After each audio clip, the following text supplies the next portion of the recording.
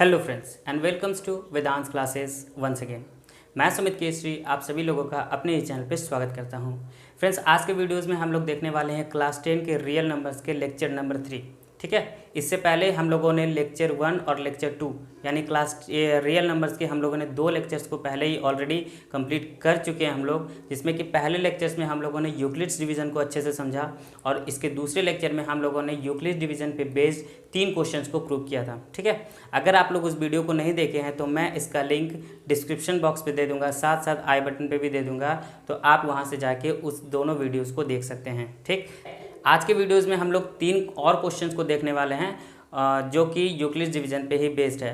उसके बाद ये 3 क्वेश्चंस को ख़त्म करने के बाद हम लोग इसके क्वेश्चंस पे चलेंगे। ठीक है, तो चलिए स्टार्ट करते हैं अपने आज के सामने जो पहला क्वेश्चन है वो ये है कि show that 1 and only 1 out of n+2 and n+4 is divisible by 3 where n is any positive integers।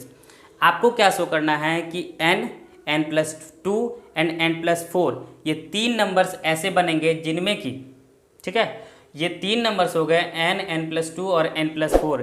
इन तीनों नंबर्स में कोई एक ही नंबर्स होगा जो कि 3 से डिविजिबल हो जाएगा। कहने का मतलब ये है, ये क्वेश्चन ये कहना चाह रहा है कि 3 नंबर्स है n, n+4 और n+2 एंड n+4। अगर इन तीनों नंबर्स में से ये नंबर्स 3 से डिविजिबल हो गया तो बाकी ये दोनों नंबर्स 3 से डिविजिबल नहीं होंगे, और अगर ये नंबर 3 से डिविजिबल हो गया तो बाकी ये दोनों नंबर 3 से डिविजिबल नहीं होंगे। यही आपको प्रूव करके दिखाना है।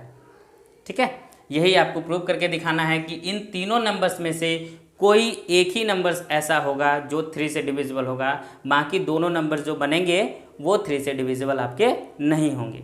तो चलिए स्टार्ट करते हैं आज के अपने वीडियो को और देखते हैं कि ये कैसे प्रूव होगा।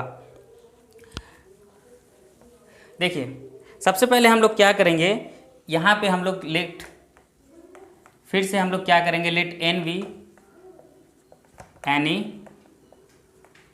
Positive integers. ठीक है, यहाँ पे चूंकि हम लोगों को n दिया हुआ है तो हम लोग n को मानते हैं let n be any positive integers.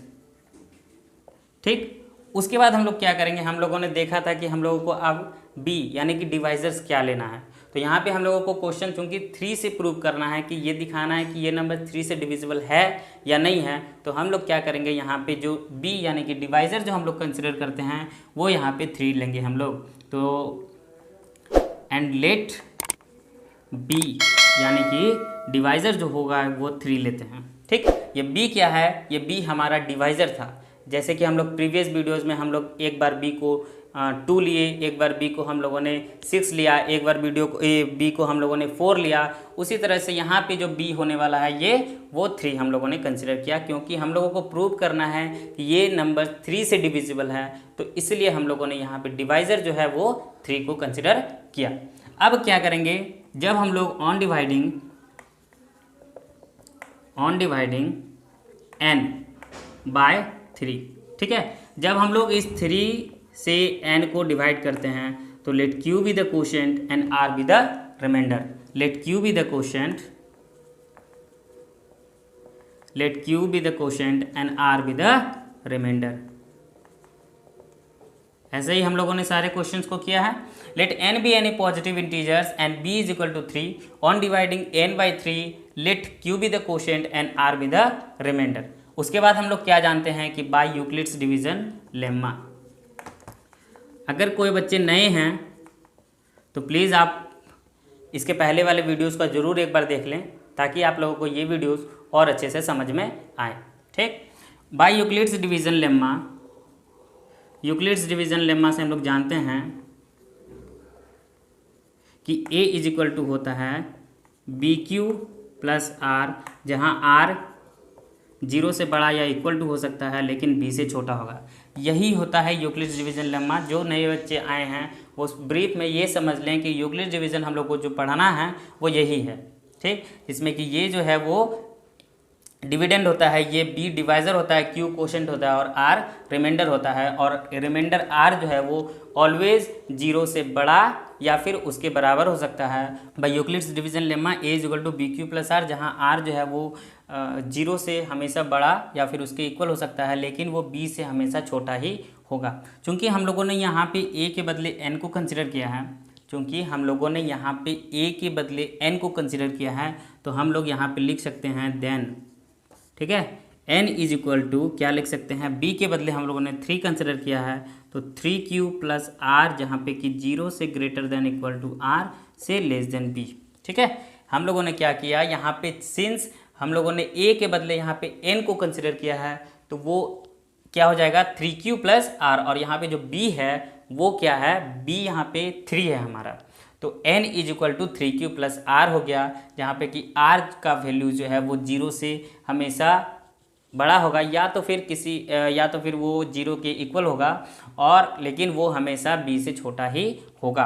तो r की पॉसिबल वैल्यूज़ क्या क्या हो सकती है, हम लोग इसको देखते हैं। तो पॉसिबल वैल्यूज़ ऑफ r के क्या क्या वैल्यूज़ को हम लोग यहाँ कंसिडर कर सकते हैं। तो r का वैल्यू हम लोग 0 रख सकते हैं, 1 रख सकते हैं, 2 रख सकते हैं, बस 3 हम लोग नहीं रख सकते हैं, क्योंकि यहाँ पे साफ साफ लिखा हुआ है कि r जो है वो b से स्मॉलर देन होना चाहिए, और b यहाँ पे 3 है, इसलिए 3 को हम लोग कंसिडर नहीं कर सकते हैं। तो r की जो पॉसिबल वैल्यूज़ हो गई वो 0, 1 और 2 हो गई। ठीक, अब हम लोग क्या करेंगे, स्टेप बाय स्टेप हर एक वैल्यूज़ को पुट करके देखेंगे कि क्या रिजल्ट निकल कर हमारे पास। सबसे पहले क्या करेंगे, r का वैल्यूज़ 0 पुट करके देखते हैं। तो हम लोगों ने r का वैल्यू 0 कंसिडर किया, तो क्या हमारा हो जाएगा, यहाँ से हमारा क्या हो जाएगा, n is equal to 3q plus R, जहाँ पे कि r का वैल्यूज़ हम लोगों ने क्या कंसिडर किया है, 0।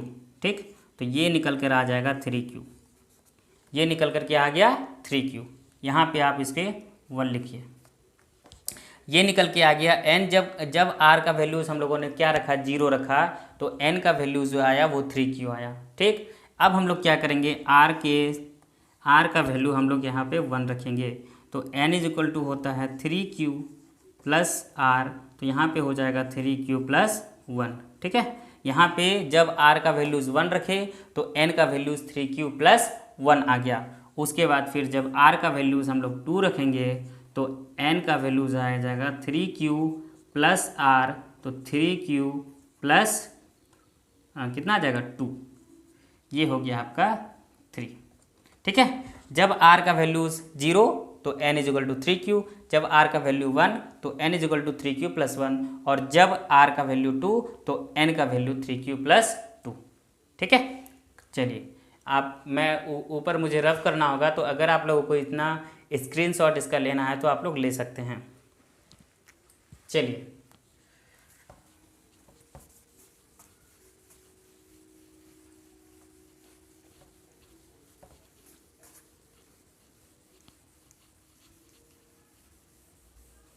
को ये प्रूव करके दिखाना है कि n, n+2 और n+4 इन तीनों नंबर्स में से कोई एक ही नंबर 3 से डिविजिबल होगा। तो हम लोग क्या करेंगे, और मेरे पास वैल्यूज़ भी 3 निकल कर आई है, तो हम लोग बारी बारी से केस में डिस्ट्रीब्यूट करके इसको देखते हैं रिजल्ट इसका। ठीक है, तो केस 1 में हम लोग क्या करते हैं, n का वैल्यूज़ हम लोग लेते हैं, n का जो वैल्यूज़ है वो लेते हैं 3q, ठीक है 3q। n का वैल्यूज़ हम लोग क्या करते हैं, सबसे पहले 3q लेते हैं। अब देखिए हमें क्या प्रूव करना था, n+2 और n+4, n+2 और n+4 ये तीनों में से कोई एक ही नंबर होगा जो कि 3 से डिविजिबल होगा। ठीक है, यही प्रूव करना है। हम लोग क्या करते हैं, बारी बारी से n के वैल्यूज़ को पुट करके देखते हैं। तो देखिए यहाँ जब हम लोग क्या करेंगे, n का वैल्यूज़ 3q, तो यहाँ पे तो हमको साफ साफ क्लियरली नज़र आ रहा है कि ये जो है ये 3 का मल्टीपल है, हम इसे 3 × q लिख सकते हैं। ठीक है, हम इसे क्या लिख सकते हैं, 3 × q, और जब कोई भी नंबर्स किसी नंबर्स का मल्टीपल होता है तो वो उस नंबर से तो ज़रूर डिविजिबल होगा। है ना। तो यहाँ पे ये 3q जो है वो चूंकि हमें यहाँ पे क्लियरली नज़र आ रहा है कि ये 3 से मल्टीप्लाइड है, इसका मतलब क्या है कि ये नंबर तो ये जो 3q है ये तो ज़रूर से ज़रूर 3 से डिविजिबल हो जाएगा, क्योंकि जब हम लोग लिखेंगे 99, ठीक है, तो हम लोग इसको 3 के फॉर्म में लिख सकते हैं, 3 × 33, 3 × 33 लिख सकते हैं। तो क्या ये नंबर्स 3 का मल्टीपल नहीं हो गया? 99 क्या ये 3 का मल्टीपल नहीं हुआ? एब्सोल्युटली हुआ। तो ये नंबर 3 से डिविजिबल हैं, ठीक। तो जब कोई नंबर 3 का डिविजिबल है, ये पूरा नंबर इसके साथ 3 मल्टीप्लाइड है, इसका मतलब क्या है कि इसको हम लोग 3 से डिवाइड आराम से कर सकते हैं। तो ये जो 3q है वो यहाँ पे मेरा 3 से डिविजिबल है। n = जब 3q है तो वो 3 से डिविजिबल है। यहाँ तक किसी को कोई दिक्कत, कोई डाउट? आई होप कि कोई डाउट नहीं होगा, क्योंकि यहाँ पे हमको n = 3q दिख रहा है। किसी भी वैल्यूज़ के लिए ये जो 3 × q है वो 3 से डिविजिबल है। तो हमको यहाँ से ये तो दिख गया कि n = जब 3q है तो ये n जो है वो 3 से डिविजिबल हो गया। हम लोग क्या करेंगे, इस n का वैल्यू 3q को अब इस पे पुट करते हैं, ये देखते हैं। तो n + 2 = 3q + 2, ठीक है। n का वैल्यू 3q है और 3q और यहाँ पे 2 हम लोग ऐड कर दिए, तो अब ये बन गया 3q + 2, ठीक। तो अब हम लोग क्या कर सकते हैं, देखिए 3q प्लस इसमें 1 ऐड कीजिए और 1 माइनस कीजिए, कोई दिक्कत? एक प्लस करके या एक माइनस कर सकते हैं हम, क्योंकि अभी भी इसको अगर हम लोग कैंसिल आउट करें, प्लस माइनस कट गया तो ये क्या होगी, ये अभी भी कुछ नहीं है, यानी कि ये अभी भी 0 है और मेरे पास जो प्रीवियस वैल्यू है वही वैल्यूज़ मेरे पास अब भी है। तो अगर हम किसी भी नंबर्स में +1 और -1 करें तो कोई दिक्कत नहीं है। तो हम लोग +1 किए और -1 किए, ठीक। तो यहाँ पे हमारे पास क्या निकल कर आया, 2 और 1 3 हो गया, -1।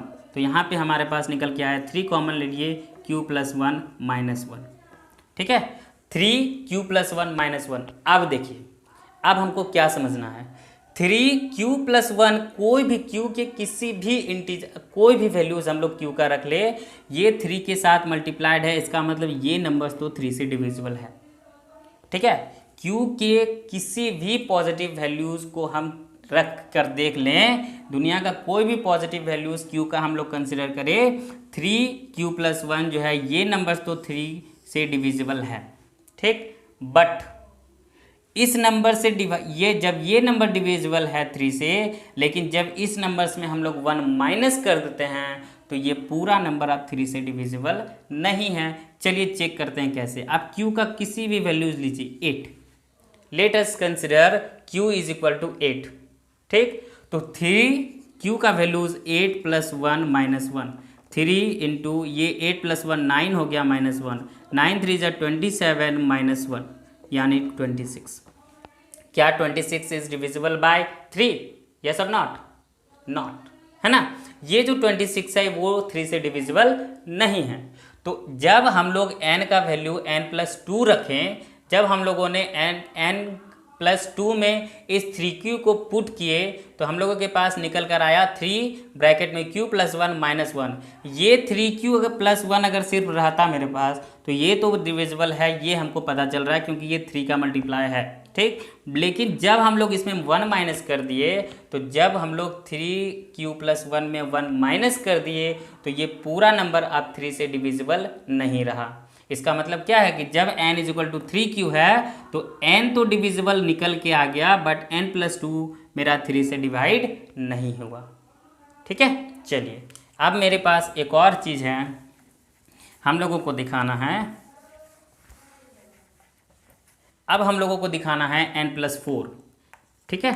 चलिए n + 4 में हम लोग क्या करेंगे, n का वैल्यू 3q + 4। अब हम लोग इसको क्या करेंगे, 4 को हम लोग 3 + 1 लिख सकते हैं, कोई दिक्कत? तो 3 फिर से हम लोग यहाँ से कॉमन ले सकते हैं, 3q + 1 + 1। अब देखिए अब क्या हो गया, यहाँ पे तो 1 माइनस हो रहा था लेकिन यहाँ पे 1 ऐड हो रहा है। फिर से हम लोग कंसिडर करते हैं, लेट q का वैल्यू 8 है, तो यहाँ से क्या निकल कर आएगा, 8 + 1 + 1, 8 3 × 9 + 1, 9 3 = 27 + 1 कितना आ गया, 28 आ गया ना। तो क्या 28 3 से डिविजिबल है?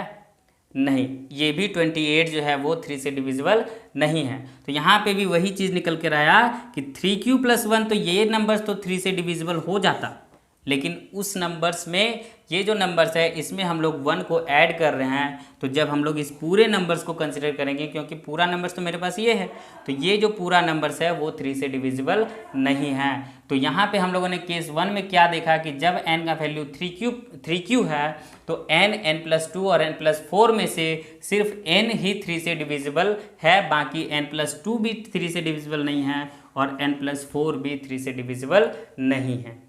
ठीक है, ये केस 1 की बात हुई। हम लोग केस 2 को भी चर्चा करते हैं। अगर आपको इसका स्क्रीनशॉट लेना है तो आप ले सकते हैं। चलिए अब हम लोग क्या करेंगे, अब हम लोग केस 2 को कंसिडर करते हैं। केस 2 हमारे पास क्या आया था, केस 2 हमारे पास आया था, हमारा एक वैल्यू था n का वैल्यू 3q+1।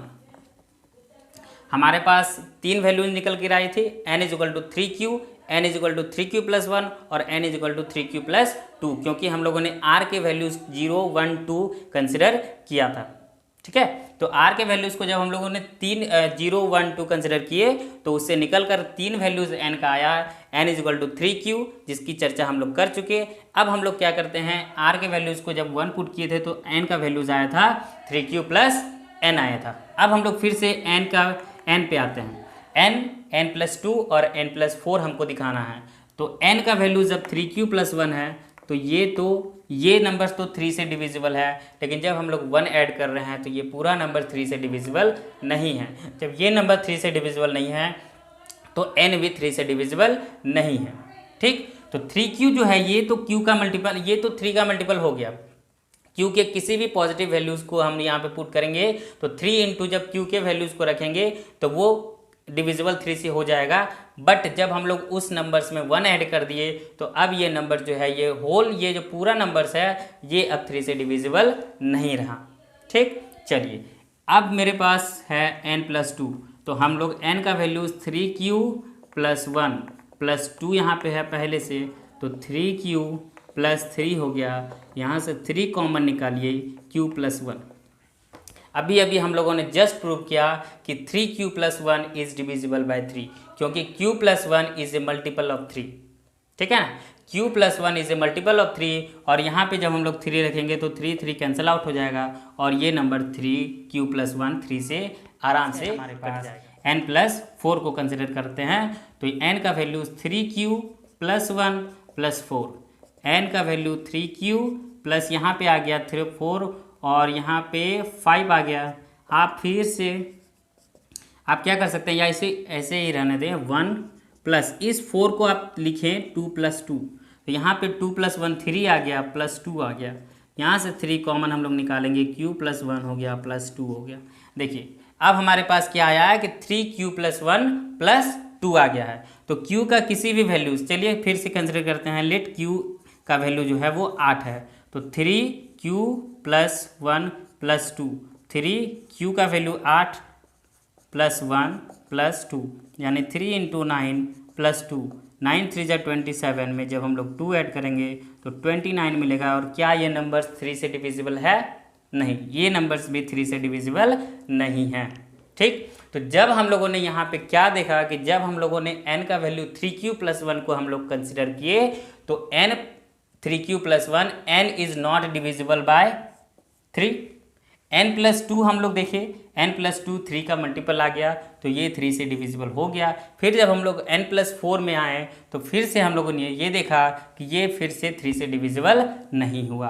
तो फिर से हम लोगों ने ये, इसमें क्या हम लोग को मिला रिजल्ट, हम लोग को ये रिजल्ट मिला कि n, n+2 और n+4 में ये तीनों में से कोई एक ही नंबर ऐसा है जो कि 3 से डिविजिबल है, बाकी 2 नंबर जो है वो 3 से डिविजिबल नहीं है।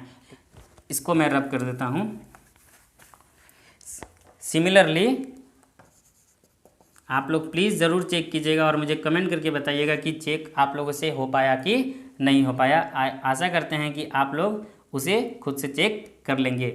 केस 3 में जब हम लोग क्या करेंगे, आप लोग यहाँ पे n का वैल्यू जो है वो 3q+2 रखिएगा। ठीक है, उसके बाद इन तीनों वैल्यूज़ में इसको पुट कीजिएगा। आप ये पाएंगे कि फिर से n+2 और n+4 में कोई एक ही वैल्यूज़ ऐसा आएगा जो कि 3 से डिविजिबल होगा, बाकी दो नंबर 3 से डिविजिबल नहीं होंगे। ठीक, तो हम लोगों ने यहाँ पे इस क्वेश्चन को प्रूव कर दिया कि n+2 और n+4 ये तीन नंबर्स में से कोई एक ही नंबर्स ऐसे होते हैं जो कि 3 से डिविजिबल होते हैं, बाकी दो नंबर्स जो हैं वो 3 से डिविजिबल नहीं होते हैं for any positive values of n। ठीक है, for any positive values of n। चलिए इसके बाद हम लोग नेक्स्ट क्वेश्चन पे आते हैं। आशा करते हैं कि आपको अच्छे से सारी बातें क्लियर हो गई होंगी। नेक्स्ट क्वेश्चन की ओर हम लोग बढ़ते हैं। नेक्स्ट क्वेश्चन है आपके पास कि शो करना है, so that any number of the form 4 पे पावर n, जहाँ पे n जो है वो नेचुरल नंबर से बिलोंग्स कर रहा है। ठीक है, n जो है वो नेचुरल नंबर से बिलोंग्स कर रहा है। Natural numbers, all counting numbers are called natural numbers, 1 2 3 dot dot dot infinity तक। तो n जो है वो नेचुरल नंबर से बिलोंग्स कर रहा है, can never and with zero. आपको ये शो ऑफ करना है कि 4 पे पावर n का कभी भी ये जो नंबर्स है उसके लास्ट प्लेस पे जीरो नहीं आएगा, कभी भी एंड नहीं करेगा वो जीरो के साथ। मतलब कभी भी यूनिट डिजिट पे, यूनिट प्लेस पे कभी भी इसका वैल्यू जीरो नहीं आ सकता है, चाहे हम कुछ भी n के वैल्यूज़ को पुट करें, यहाँ पे यूनिट प्लेस पे कभी भी जीरो नहीं आ सकता है। यही आपको दिखाना है। ठीक है, चलिए देखिए क्या करेंगे हम लोग इसमें। 4 पे पावर n, 4 पे पावर n, इस 4 पे पावर n को हम लोग क्या लिख सकते हैं। इस 4 के पावर n को हम लोग लिख सकते हैं, सबसे पहले एक थोड़ा सा कॉन्सेप्ट समझ लीजिए फ्रेंड्स, कि कोई भी नंबर्स अगर यूनिट डिजिट पे हमको जीरो चाहिए, ठीक है, कोई भी नंबर्स है अगर हम लोगों को बोला जाए कि इंड प्लेस पे आपको जीरो लाना है तो क्या कंडीशन हो सकती है, कैसे इंड प्लेस पे किसी भी नंबर्स को मल्टीप्लाई करने पे, कौन से नंबर्स को मल्टीप्लाई करने पे इंड प्लेस पे जीरो आने की संभावनाएं हैं, या फिर हमको जीरो इंड प्लेस पे यानी कि यूनिट प्लेस पे मिल सकता है। ठीक है, कौन से दो नंबर्स को हम लोग आपस में मल्टीप्लाई करें ताकि हमको यूनिट डिजिट या कि यूनिट प्लेस पे जीरो मिले। ठीक, तो अगर आपको किसी भी नंबर्स में, अगर आपको किसी भी नंबर्स को मल्टीप्लाई करना है या कुछ भी करना है और आपको कहा जाए कि इंड प्लेस पे यानी कि यूनिट डिजिट प्लेस पे आपको जीरो चाहिए, ठीक, तो आपके पास दो नंबर्स होने एकदम ज़रूरी हैं। ठीक, अगर आपको यूनिट प्लेस पे जीरो चाहिए तो उसके लिए आपको दो नंबर्स मस्ट चाहिए, और वो दो नंबर्स है आपके पास 2 और 5।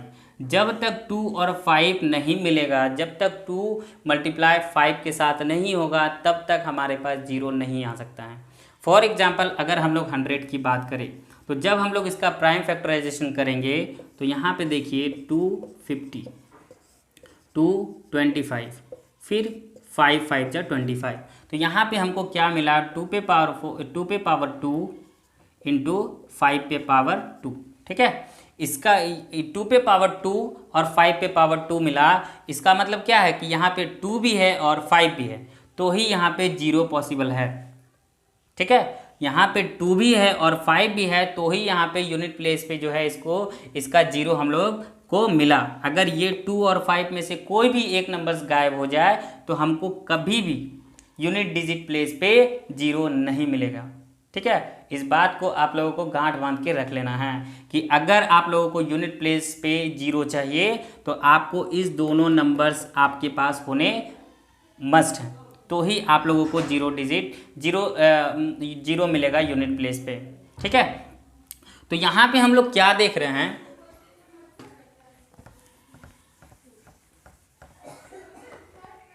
यहाँ पे हम लोगों के पास 4 टू द पावर n है, तो हम लोग इसको 2 पे पावर 2 ब्रैकेट में n लिख सकते हैं।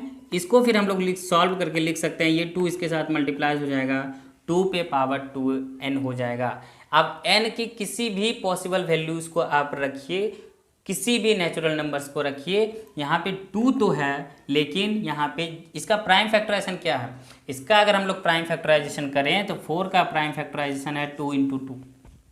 4 का जो प्राइम फैक्टराइजेशन निकल कर आया है, आप यहाँ पे लिख सकते हैं कि prime factorization of 4, prime factorization of of 4 is equal to 2। ठीक है, प्राइम फैक्टराइजेशन ऑफ 4 क्या निकल कर आया, 2 इंटू 2, 2 पे पावर 2 कर लीजिए, 2 पे पावर 2। तो प्राइम फैक्टराइजेशन क्या हुआ, नहीं इसको 2 ही रहने दीजिए, प्राइम फैक्टराइजेशन क्या हुआ, 2 इंटू 2, यही ना हुआ, सिर्फ 2 है प्राइम फैक्टराइजेशन। और हम लोग फंडामेंटल थ्योरी ऑफ अरिथमेटिक से जानते हैं कि किसी भी नंबर्स का जो प्राइम फैक्टराइजेशन होता है वो यूनिक होता है। हम लोग फंडामेंटल थ्योरम ऑफ अरिथमेटिक से ये जानते हैं कि किसी भी नंबर्स का प्राइम फैक्टराइजेशन जो होता है वो यूनिक होता है।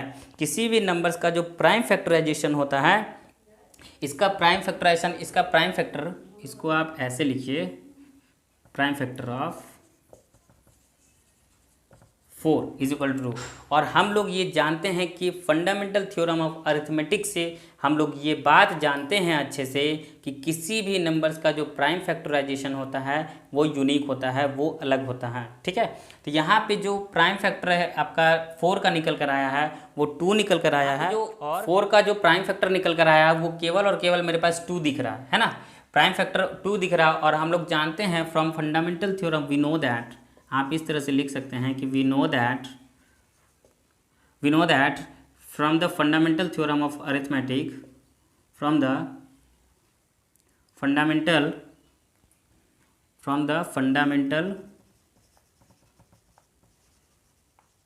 थ्योरम ऑफ अरिथमेटिक, क्या जानते हैं हम लोग फंडामेंटल थ्योरम, कि किसी भी नंबर्स के जो प्राइम फैक्टराइजेशन होते हैं, prime factorization of each number, prime factorization of each number is unique.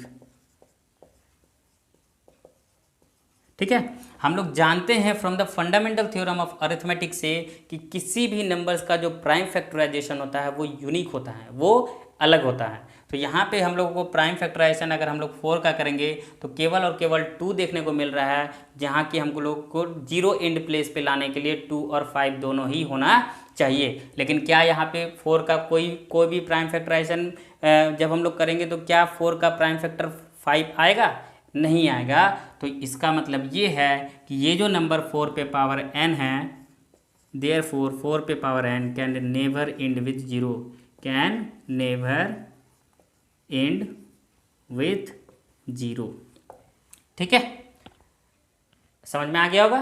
देखिए फिर से मैं आप लोगों को बता देता हूँ फिर से एक बार कि 4 पे पावर n को जब हम लोग इसको सिंप्लीफाई करेंगे या फिर इसको पावर के टर्म में लाएंगे तो 2 पे पावर 2 हम लोग लिख सकते हैं। तो यहाँ पे 2 पे पावर 2n हो गया। ठीक, अब हम लोग क्या करेंगे, 4 का प्राइम फैक्टर करते हैं कि जब हम लोग प्राइम फैक्टर 4 का निकालते हैं तो यहाँ पे 4 का 2 इंटू 2 आया, 2 इंटू 2 इज 4। और हम लोगों को पता है कि यूनिट डिजिट प्लेस पे अगर हम लोगों को 0 चाहिए तो वहाँ पे 2 और 5 दोनों ही हमको उस नंबर का प्राइम फैक्टर चाहिए। ठीक है, अगर हम लोगों को यूनिट डिजिट प्लेस पे 0 चाहिए तो जिस नंबर को हम लोग निकाल रहे हैं उसका एक प्राइम फैक्टर 2 भी होना चाहिए और एक प्राइम फैक्टर 5 भी होना चाहिए। तो ही जब 2 और 5 आपस में मल्टीप्लाई होंगे तो एंड प्लेस पे हमको 0 मिलेगा। ठीक, लेकिन जब हम लोग यहाँ पे 4 का मल्टीप्लाई, जब हम लोग 4 का यहाँ पे प्राइम फैक्टराइजेशन कर रहे हैं तो केवल और केवल 2 निकल कर आ रहा है। और हम लोग फंडामेंटल थ्योरम ऑफ अरिथमेटिक से ये जानते हैं कि किसी भी नंबर्स का जो प्राइम फैक्टराइजेशन होता है वो यूनिक होता है। ठीक है, तो हम लोगों को ये यहाँ पे दिखा कि इसका जो प्राइम फैक्टर है 4 का वो केवल 2 है, जबकि हमको 0 लाने के लिए 5 भी हमारे पास होना चाहिए, जो कि हम यहाँ पे नहीं है। तो इसका मतलब ये है कि 4 पे पावर n, जहाँ n के किसी भी वैल्यूज़ को अगर हम पुट करें नेचुरल नंबर से तो यहाँ पे चूँकि हमको 5 कभी नहीं मिलेगा, n की किसी भी वैल्यूज़ को हम लोग पुट करें यहाँ पे हमको 5 कभी मिलेगा ही नहीं। इसीलिए ये नंबर 4 पे पावर n जो है वो कभी भी 0 के साथ एंड नहीं हो सकता है। ठीक है, बातें क्लियर हो गई होंगी, आई होप आपको समझ में आ गया होगा। चलिए आगे बढ़ते हैं। चलिए एक और क्वेश्चन इसी पे रिलेटेड है एकदम। यहाँ पे आपको क्या दिखाना है कि यहाँ पे आपको दिखाना है कि so that any numbers of the form 6n, यहाँ पे आपको 4 की जगह पे 6 करना है।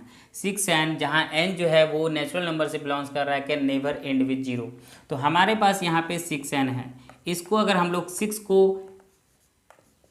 तोड़ दें तो 2 इंटू 3 पे पावर n आ सकता है। तो 2 पे पावर n इंटू 3 पे पावर n, ठीक है, यही भी आ गया। तो हम लोग क्या किए यहाँ पे 6 का प्राइम फैक्टर किए, तो 2 3 जा 6 और 3 1 जा 3, तो यहाँ पे 6 का जो प्राइम फैक्टर निकल कर आया, prime factor of 6 is equal to 2 and 3, यही निकल कर आया। प्राइम फैक्टर ऑफ 6 यहाँ पे निकल कर आया 2 और 3, जबकि हम लोग क्या जानते हैं कि अगर यूनिट प्लेस पे आपको 0 चाहिए तो प्राइम फैक्टर 2 और 5 होना चाहिए, लेकिन क्या यहाँ पे 5 है? 2 तो है, लेकिन हमारे पास 5 की जगह पे 3 है, तो क्या ये नंबर्स कभी भी 0 से एंड होंगे? नहीं, कभी भी ये नंबर 0 से एंड नहीं होंगे। यहाँ पे भी आप लिख सकते हैं we know that from the fundamental theorem of arithmetic,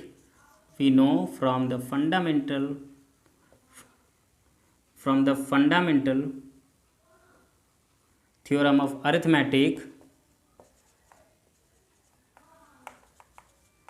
of arithmetic, ठीक है। क्या जानते हैं हम लोग कि prime factorization of each number is unique, prime factorization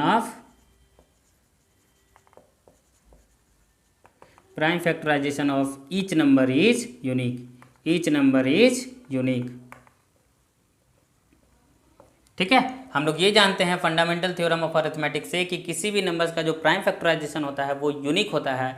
इसका मतलब ये है कि 6 का जो प्राइम फैक्टर है वो केवल और केवल 2 और 3 ही हो सकता है, यहाँ पे कभी भी 5 नहीं आएगा। और अगर यहाँ पे प्राइम फैक्टर 6 का 5 नहीं आएगा, इसका मतलब ये है कि n की किसी भी पॉजिटिव वैल्यूज़ को हम लोग पुट करें, 6 to the power n can never and with 0, ठीक है। 6 to the power n can never and with 0, 6n कभी भी 0 से एंड नहीं होगा, कैन नेवर एंड विथ 0,